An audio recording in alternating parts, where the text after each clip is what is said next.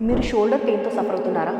అలాగే మీ షోల్డర్ స్టిఫ్గా అనిపించడము, షర్ట్ వేసుకోవడానికి ఇబ్బందిగా అనిపించడం, తల దూకోవడము, లేదంటే భోజనం చేయడము, చేయి పైకి ఎత్తడము లేదా వెనక్కి తీసుకెళ్లడము, ఇవన్నీ చాలా ఇబ్బందిగా ఉన్నాయా? సో అది ఫ్రోజన్ షోల్డర్ అయి ఉండొచ్చు.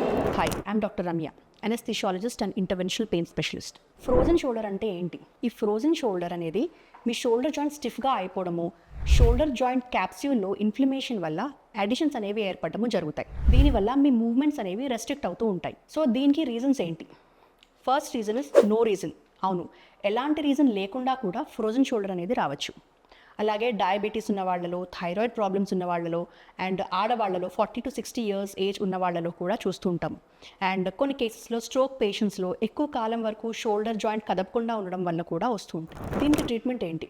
ఫిజియోథెరపీ, మెడిసిన్స్ ఇవన్నీ ఇనీషియలీ హెల్ప్ చేస్తాయి. ఇవన్నీ చేసిన తర్వాత కూడా మీకు పెయిన్ తగ్గట్లేదు, స్టిఫ్నెస్ ఇంక్రీజ్ అవుతుంది అంటే ఇంటర్వెన్షనల్ పెయిన్ ప్రొసీజర్స్ హెల్ప్ చేస్తాయి. దాంట్లో హైడ్రోడైలటేషన్, ఇంటర్వెన్షనల్ పెయిన్ ప్రొసీజర్స్లో హైడ్రోడైలటేషన్ అనేది ఒక మంచి option. Under local anaesthesia, ultrasound guidance ద్వారా నీడిల్ని రైట్ ప్లేస్లో ఉంచి అక్కడ మెడిసిన్ అనేది ఇంజెక్ట్ చేస్తాము. అది మీ క్యాప్సూల్లో ఉన్న అడిషన్స్ అన్నింటినీ క్లియర్ చేస్తుంది and within 1 week me movements అనేది ఇంప్రూవ్ చేస్తుంది. దాంతోపాటు క్రమం తప్పకుండా ఫిజియోథెరపీ అనేది చేసుకోవాలి. దీనివల్ల మీకు long term pain relief and me movements కూడా ఇంప్రూవ్ అవుతాయి.